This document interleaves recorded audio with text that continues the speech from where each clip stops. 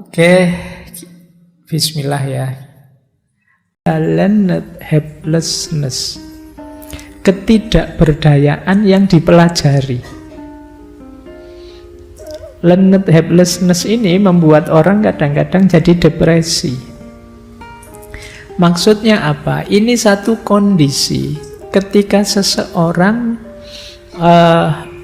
mengalami sesuatu yang membuat dia tertekan. Dia tidak bisa ngatasi, berulang-ulang sampai dia merasa, saya memang tidak mampu di bidang ini. Itu namanya learned helplessness.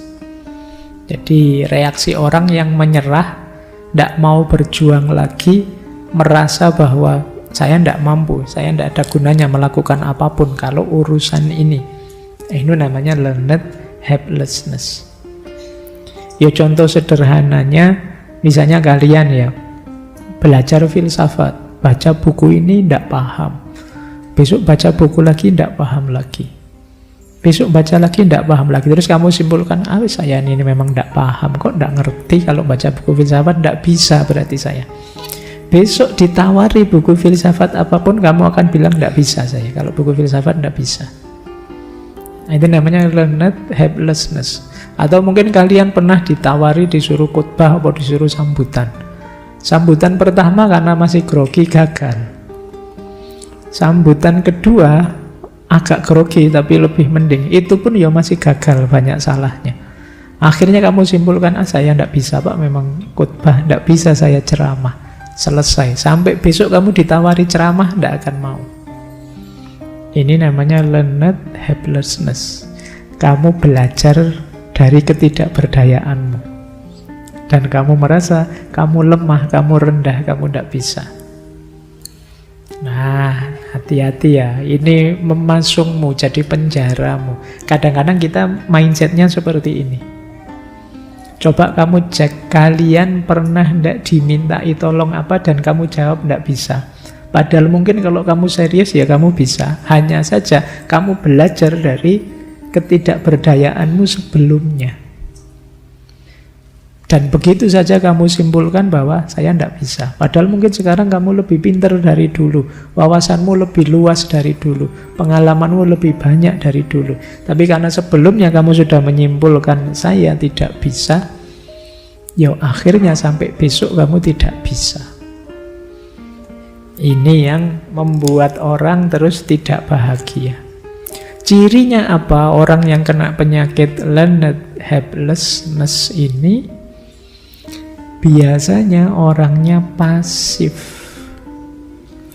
rendah diri, minder, terus rendah motivasi. Kalau melakukan apa-apa sulit sepenuh hati karena merasa tidak bisa tadi. Terus kurang usaha, menunda-nunda ya karena dia merasa tidak bisa, tidak semangat, besok ya, nanti ya, dan lain sebagainya. Tidak punya harapan sukses, tidak tekun kalau melakukan tugas, dan pasrah, bahkan tidak mau minta bantuan orang lain. Padahal mungkin ada temanmu yang bisa bantu, tapi kamu tidak minta bantuan. Kenapa? Kamu sudah memvonis dirimu tidak bisa, memvonis diri kita tidak berdaya. Ya sudah, kita the end, sudah kita tamat. Karena kita sendiri yang memvonis begitu, yang memenjara diri kita, kita sendiri. Ini namanya learned helplessness. Kadang-kadang ya kamu mencari perlindungan di balik teori-teori, di balik konsep-konsep, di balik pikiran-pikiran bahwa yang kamu lakukan ini, saya realistis kok Pak. Saya tahu diri kok Pak. Itu kan konsep-konsep yang kamu pakai untuk menyembunyikan dirimu.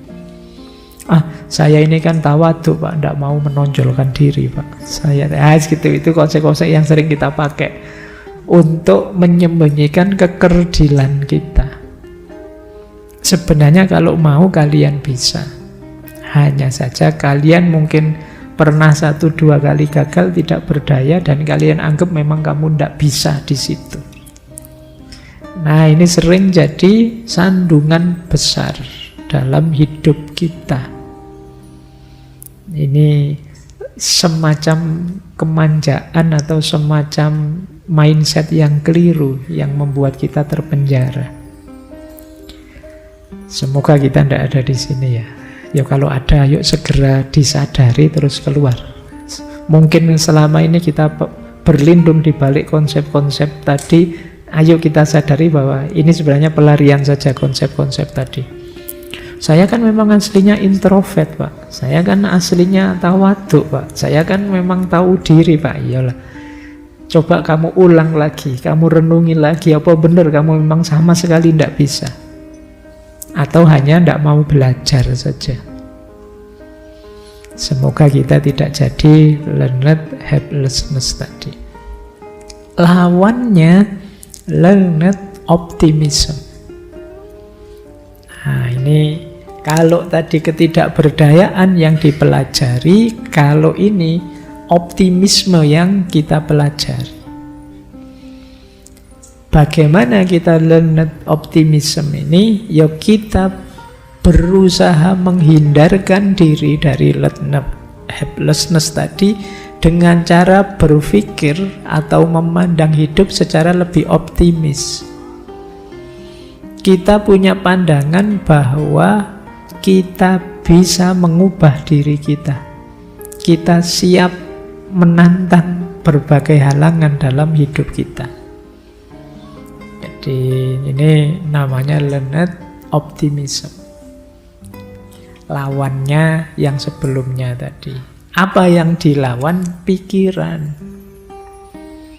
Makanya tadi pakai istilah mindset. Kita ini kan serba memberi makna dengan pikiran kita terhadap segala sesuatu.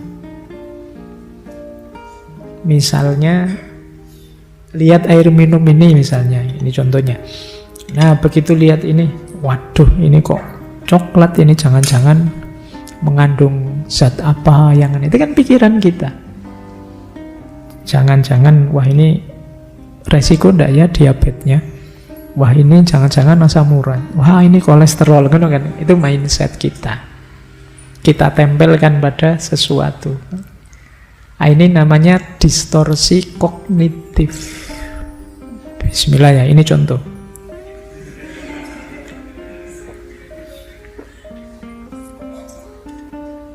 Manusia itu memang pekerjaannya memberi makna.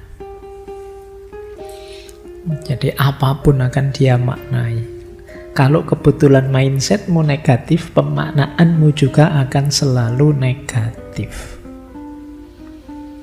Ngaji kok orangnya sedikit sekali, tidak semangat ngaji kok orangnya banyak sekali, tidak kusuk lah terus kapan ngajimu? Gitu salah. Yang main apa? Mindsetmu, pikiranmu yang serba negatif. Nah, nanti Seligman menawarkan, ini meminjam teorinya Dr. Albert Ellis, namanya teknik EBC. Ketika kita ketemu fenomena negatif, ayo kita analisis aspek EBC-nya. Ini nanti akan ketemu di mana sih pikiran-pikiran kita yang jelek. E atau A itu dari antecedent, belief itu mindset kita tadi, isi pikiran kita, konsekuen itu efeknya. Misalnya, antecedentnya adalah peristiwa ketika kita bertengkar dengan teman kita. Peristiwa kita bertengkar itu terus ketemu belief kita, cara pandang atau mindset kita.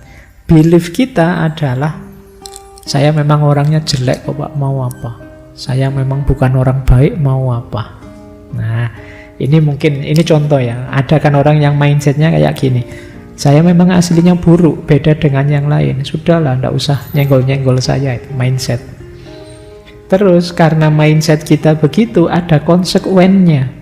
Akhirnya apa? Kita tidak ingin damai dengan teman kita. Kita merasa, ya saya memang otentiknya begitu.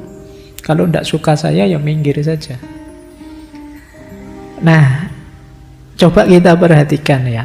Yang B, belief itu. Benar tidak sih itu harga mati? Benar tidak sih itu aslinya kita atau pikiran kita saja? tentang diri kita. Apa benar kita tidak bisa mengubah belief itu? Mengubah diri kita. Jadi akarnya ada di B. Belief kita, konstruksi pikiran kita. Kalau kita bisa sukses mengubah itu, nanti meskipun A-nya tetap, tapi C-nya akan beda. Konsekuensinya akan berubah. Sekarang saya ubah, saya ini manusia biasa, kadang buruk, kadang juga baik. Ini sudah lumayan, sudah terbuka sedikit. Siapa tahu memang yang salah kemarin saya. Ayolah kita wong hidup bersama, yuk bareng-bareng yang enak lah. Konsekuennya bisa lebih positif. Ini cara kita untuk melawan tadi ya, learned helplessness. Kita lawan dengan learned optimism. Dengan cara apa? Mengubah cara berpikir kita, menata kembali distorsi kognitif kita. Pikiran-pikiran jelek, pikiran minder, pikiran tidak penting, pikiran jahat, pikiran negatif, buruk, dan lain sebagainya. Kita lawan. Wong mikir itu gratis loh, kok kamu milih yang jelek-jelek. Wong ndak bayar kan kalian mikir yang bagus-bagus itu. Wong husnudzon itu gratis, lebih membahagiakan. Ngapain kamu suudzon? Ada temenmu misalnya ngapain, terus kamu wah itu jangan-jangan melakukan dosa apa itu di luar. Ya, ngapain wong, ya kamu ndak ngerti jelasnya. Mau sama-sama ngarang saja, mau ngarang yang baik daripada ngarang yang jelek. Itu yang disebut learned optimism. Nanti ada teman kosmu dijemput pacarnya, terus kamu wah itu mesti diajak yang aneh-aneh, itu mesti. Wong kamu nggak ngerti aslinya kok suudzon. Sopo ngerti diajak ngaji apa diajak?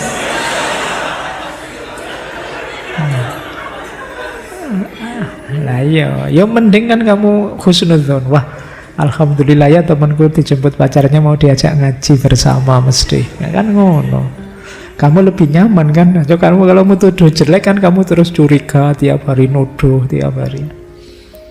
Melelahkanmu sendiri.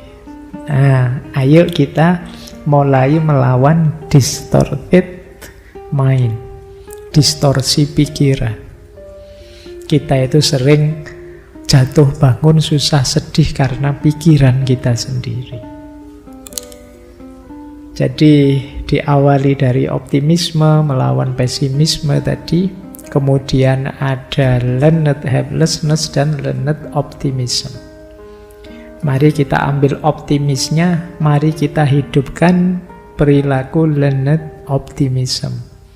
Ayo kalau pakai teori ABC tadi kita perhatikan benar kognisi kita, pikiran kita, belief kita. Seperti sering saya bilang, manusia itu bukan harga mati. Nilai diri, konsep diri, dan kenyataan dirinya. Kalau kamu bilang, Pak, saya aslinya memang pemarah kok, Pak. Loh, enggak. Kalau kamu mau tidak pemarah, kamu bisa latihan mengubah dirimu. Kita ini bukan paket jadi. Kita itu paket potensi. Kamu mau apa bisa. Saya itu pingin jadi orang yang lebih penyabar, lebih santai, lebih tenang gitu. Bisa kalau kamu mau, asal serius melatih dirimu. Kalau kata Imam Ghazali, Riyadhah itu melatih diri dalam kebaikan. Latih saja, cita-citakan apa sebaik yang kamu bisa, latih dirimu. Nah, itu kata Seligman, kehidupan memberikan kemunduran dan tragedi yang sama pada orang yang optimis dan pesimis. Tapi orang optimis dapat menanganinya lebih baik. Sedihnya sama, tapi yang dirasakan beda antara orang optimis dan pesimis. Mungkin musibahnya sama, tapi yang dirasakan beda antara yang optimis dan pesimis. Yang optimis tentu saja positif, yang pesimis tentu saja negatif. Kita lanjutkan. Ini ada rumus, tapi tulisannya kekecilan. Tak bacakan saja, nanti kamu dengarkan baik-baik. Oke, urusan format ini. Karena ini laptopnya compact. Tidak terlalu kompak sama laptop saya berarti. Nah, ini melawan pesimis ya. Ada cara, beberapa tips dari Seligman. Yang pertama kata Seligman, ayo kamu kenali pikiran negatif otomatis yang melintas dalam diri kita saat momen-momen buruk. Jadi ayo kita cek. Kadang-kadang misalnya mengalami kegagalan apa itu, coba kita cek, ini muncul pikiran apa ya di pikiranku. Wah, ternyata pikiranku misuh-misuh. Wah, ternyata pikiranku depresi. Wah, coba kamu kenali saja. Isinya apa sih kalau kamu sedang sedih, sedang drop itu. Ini penting dalam rangka nanti mengaturnya. Yang kedua, kalau sudah muncul macam-macam, bantahlah kalau itu negatif. Misalnya pikiranmu bilang begini, wah ini kalau gagal di sini ya gelap sudah hidup kita ke depan. Nah, segitu. Bantahlah, tunjukkan. Alah, teman kita yang sana lebih gagal, lebih susah lagi. Tapi yo seneng saja hidupnya, ngapain gitu. Itu namanya memberi counter example, beri contoh lawannya. Biar tidak terlalu drop kamu. Ya boleh contoh simbah-simbahmu dulu. Wah, ini kuliah saya kok kelihatannya mau gagal. Alah, simbahmu dulu tidak kuliah juga seger waras sampai usia 80-90 misalnya. Nah, ini namanya memberi counter example. Biar kamu tidak terlalu pesimis. Oh, banyak orang besar itu sekolahnya juga gagal. Ada yang tidak naik kelas, ada yang tidak lulus, tidak apa-apa, santai sajalah. Nah, ini dalam rangka apa? Mendinginkan pikiran buruk. Yang ketiga, kalau sudah kamu bisa memberi contoh lawannya, itu kan kamu tidak terlalu drop lagi kalau sudah ngerti. Banyak juga sih contoh. Kamu usia sekian kok tidak nikah-nikah. Wah, ada banyak contoh ini, itu juga tidak laku sama kayak saya, santai sajalah. Dan mereka juga masih bisa bahagia, gembira. Yang ketiga, beri atribusi yang berbeda dari yang disebut oleh pikiranmu. Kalau pikiranmu bilang, wah ini awal dari kegagalan, ya enggak. Ini awal dari cerita yang baru, hidup yang baru. Nah, itu lebih positif. Jadi, misalnya kamu kehilangan HP. Wah, ini sedih ini. Anda alamat mau punya HP baru ini. Kalau ada duitnya. Ya kalau enggak ada kan masih ada pinjol.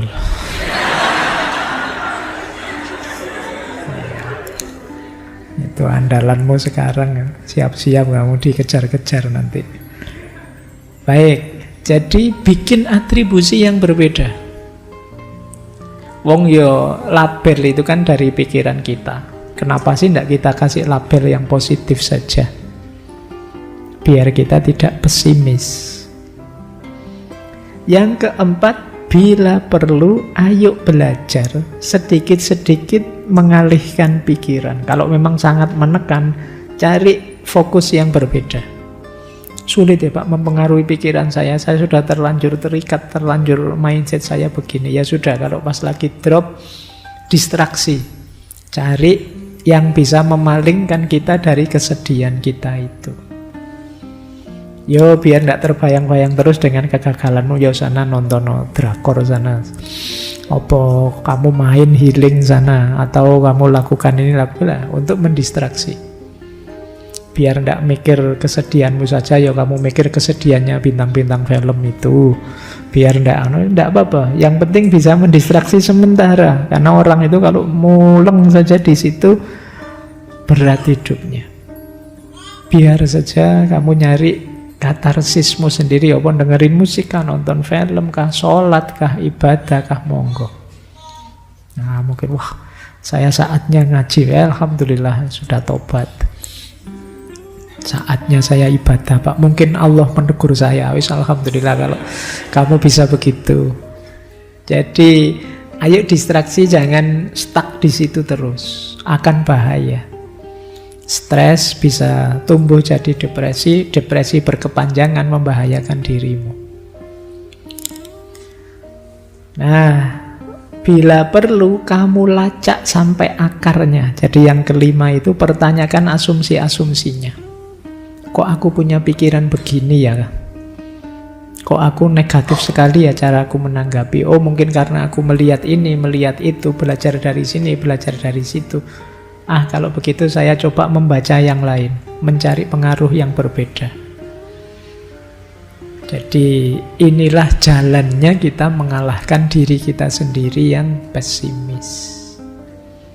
Jadi saatnya kita taklukkan diri kita, karena pesimisme itu kan seperti melawan diri kita sendiri. Yang maunya serba negatif, diajak yang positif tidak mau. Jadi diawali dari mengenali, kemudian kalau memang negatif kita bantah dengan contoh-contoh yang berbeda. Kalau memang masih ngeyel, kita ganti dengan label yang lebih positif, pemaknaan yang lebih positif. Kalau masih susah juga kita mengalihkan perhatian. Dan kalau sudah bisa, ya mari kita basmi sampai akar-akarnya mindset pesimis itu. Kenapa sih saya kok bisa jadi pesimis ini? Pengalaman apa yang membawaku jadi orang yang pesimis semacam ini? Nanti pelan-pelan kita tanggulangi. Baik, ini jadi awal pembahasan kita tentang kebahagiaan. Baru terus kalau kita sudah menang, saatnya membangun kebahagiaan. Kita bisa mulai masuk ke buku beliau, Authentic Happiness. Jadi ini salah satu bestseller beliau sebelum nanti masuk ke buku kedua. Jadi kata beliau, kebahagiaan sejati itu didapat dari meningkatkan standar diri sendiri, bukan menilai diri sendiri dibandingkan orang lain. Ini salah satu quote-nya saja. Kalau ingin bahagia, yo ayo meningkatkan diri, bukan menabrakkan diri ke yang lain. Kita itu sering membuat standar dengan cara ngukur diri kita ke orang lain. Lah, teman saya itu Pak sudah begini. Wah, teman saya yang sana anaknya sudah 3 Pak. Wah, yang sana anaknya kuliah Pak. Saya kok belum dapat-dapat. Ya, kamu membandingkan dengan yang lain. Ya kamu stres sendiri. Ya standarmu sendirilah. Rencanamu untuk dirimu bagaimana? Standar untuk dirimu bagaimana? Dasarnya itu. Cuma ini quote-nya saja. Yuk kita masuk ke teorinya tentang authentic happiness, kebahagiaan yang otentik, meskipun nanti dikembangkan lagi. Ini kita sebut saja qaul qadimnya. Jadi pandangan beliau yang awal tentang apa itu kebahagiaan. Meskipun kalau kita tidak masuk ke pandangannya yang kedua, sebenarnya teori ini saja sudah luar biasa. Nah, kata Seligman, kebahagiaan itu kan sederhananya life satisfaction. Bahagia itu kepuasan kita terhadap hidup kita. Mungkin kita kemarin-kemarin sulit mendefinisikan apa itu kebahagiaan. Sederhananya kalau versinya Seligman itu ya bahagia itu kita puas dengan hidup kita, sudah. Cirinya apa? 3 kata Seligman. Bahagia itu gabungan antara pleasure, engagement, and meaning. Maka untuk kita bahagia diawali dari pleasant life. Pleasant life itu hidup yang menyenangkan. Kemudian the good life. The good life itu hidup yang baik. Hidup yang baik lebih menyenangkan lagi. Kemudian puncaknya the meaningful life. Meaningful life itu hidup yang bermakna dan bertujuan. Ini yang paling menyenangkan, paling membahagiakan. Jadi ini semacam ranking, tapi harus kita alami semua. Menyenangkan, baik, dan bermakna. Meaningful. Nanti kita bahas satu-satu. Hidup yang menyenangkan itu bisa kita cek. Coba sampean semua tanya ke dirinya masing-masing, saya sedang seneng enggak? Itu namanya pleasant life. Seneng Pak, saya gembira hari ini, belakangan ini. Oke. Pleasant itu temporer. Jadi sekarang, mungkin sekarang senang, tapi nanti begitu balik ke kos-kosan ya sumpek lagi. Nah, sekarang lupa sebentar, nanti ingat lagi, itu pleasant. Jadi hidup yang pleasure itu sangat naik turun. Nanti ada the good life. The good life itu pertanyaannya, apakah aku menjalani kehidupan yang menyenangkan? Kehidupan yang menyenangkan itu berarti secara umum hidupku ini menyenangkan. Meskipun kadang naik, kadang turun kegembiraannya, tapi secara umum memuaskan. Itu the good life. Yo, saya kadang seneng, kadang sedih Pak, tapi yo alhamdulillah hidup saya penuh anugerah, bahagia. Sekolah, kuliah ya ndak pernah ndak naik kelas. Kuliah kadang-kadang nilainya jelek tapi ya tetap lulus. Alhamdulillah, itu good life. Saya hobi ini bisa saya salurkan secara umum, saya bahagia. Itu the good life. Tidak sekedar senang susah sementara. Ada yang lebih membahagiakan lagi, yaitu meaningful life. Meaningful life itu hidup yang tidak hanya menyenangkan bagimu, tapi juga kamu bisa berbagi kesenangan, berbagi kegembiraan ke yang lain. Kamu punya kontribusi untuk juga membantu yang lain bahagia. Ini yang disebut meaningful life. Tidak egois, bahagia untuk dirimu sendiri seperti the good life, tapi juga bahagia yang bisa kamu bagi ke sesama, ke sekitarmu. Ini durasinya lebih panjang. Yuk kita pelajari satu-satu. Nah, pleasure life atau pleasant life itu kuncinya adalah emosi yang positif. Hidupmu termasuk menyenangkan kalau ada emosi-emosi itu hadir. Nanti oleh Seligman, emosi itu dibagi 3. Menghadapi masa lalu, menghadapi masa depan, menghadapi masa kini. Menghadapi masa lalu harusnya yang terasa oleh kita puas, lega, bangga, dan tenang. Nah, itu berarti emosimu positif, hidupmu berarti menyenangkan. Yang sudah terjadi memuaskanmu, membanggakanmu, dan kamu tidak gelisah dengan masa lalu, tenang. Nah, itu berarti hidupmu senang. Ya, durasinya bisa panjang, bisa pendek. Misalnya, apalah yang pendek ya, kesenangan jangka pendek, ketenangan tadi. Misalnya kamu tadi di kamar kosmu meninggalkan komputer dalam keadaan nyala. Kamu tinggal ke sini, terus kamu, waduh, saya tadi kelihatannya buka-buka apa belum tak tutup. Wah, ini kalau temenku tiba-tiba masuk kamar, bahaya ini. Masuk kamar ndak ya dia, kamu ndak tenang. Ketika ndak tenang, berarti kamu ndak senang, ndak pleasant hidupmu. Karena yang tadi masa lalumu 2 jam yang lalu itu ternyata kamu melakukan mungkin kesalahan. Ya apalagi masa lalu yang sangat jauh. Coba ya, saya dulu zaman SMA begini, begitu, ada ndak yang kan kadang sering kita begitu. Wah, coba saya sambung terus dengan teman yang itu, mungkin saya ndak jomblo sekarang ya. Nah, kamu sesali. Nah, masa lalu legailah, puaskanlah, banggalah, dan tenanglah. Berarti hidupmu menyenangkan. Kalau untuk masa depan, emosimu adalah optimis, penuh harapan, percaya pada dirimu bahwa kamu bisa mencapai keinginanmu, kamu bahagia, sudah. Kalau untuk masa kini, kamu merasa bersyukur, merasa nyaman, dan merasa nikmat, merasa senang.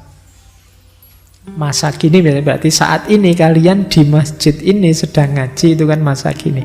Itu kalau kalian merasa nyaman, bersyukur, dan merasa asik, berarti hidupmu sedang mengalami kebahagiaan level pleasure. Kalau tentang masa depanmu kamu penuh harapan, optimis, berarti hidupmu tentang masa depan juga sedang pleasure. Tentang masa lalumu puas, bangga, tenang, kamu juga sedang pleasure. Kuncinya ada pada emosinya. Itulah pleasure. Tapi kata Seligman, hati-hati. Pleasant atau pleasure ini yang tadi sifatnya naik turun, on off, dan mungkin kalau pakai bahasa tasawuf tidak hakiki. Kalau hanya mengejar rasa senang saja kurang memuaskan hidup itu. Banyak kesenangan-kesenangan yang membuat efek negatif ke belakangnya nanti. Nah, ada uraian begini. Kata dia, if we just wanted positive emotion, our species would have died out a long time ago. Kalau hanya ingin senang, mungkin spesies manusia itu sudah punah sejak dulu. Kalau ingin hanya rasa senang, itu mungkin banyak, misalnya orang tua setelah melahirkan anaknya dibuang saja, merepotkan. Nah, itu kan karena ingin senang, ngapain repot-repot. Kalau hanya ingin rasa senang, tidak ada orang mau berjuang capek-capek untuk target-target ke depan apa. Tidak ada orang mau puasa, tidak ada orang mau tirakat, tidak ada orang mau bersusah payah untuk meraih ini itu. Karena itu semua pahit, tidak menyenangkan. Tapi kan hasilnya jauh lebih memuaskan untuk hidup yang tadi itu. Maka kok orang hanya mencari positive emotion, kesenangan tadi, mungkin manusia sudah punah. Tidak ada yang mau repot-repot. Masing-masing ingin memuaskan dirinya sendiri, habis sudah dunia ini. Apalagi sekarang banyak yang punya senjata-senjata pemusnah itu, kalau ingin, kamu main-main sama aku, langsung habis sudah. Manusia bisa punah kalau hanya mengejar kesenangan saja. Kalian juga bisa punah kalau hidupmu, targetmu hanya senang saja. Eksistensimu tidak akan lama. Sekarang kamu bisa senang-senang, tapi di belakang kamu bisa hilang dari peredaran. Karena tidak jadi sesuatu. Untuk jadi sesuatu ada proses, ada tahap yang biasanya tidak selalu menyenangkan. Oke, saya akhiri sekian. Kurang lebihnya mohon maaf. Wallahul muwafiq, wallahu a'lam bishawab. Wassalamualaikum warahmatullahi wabarakatuh.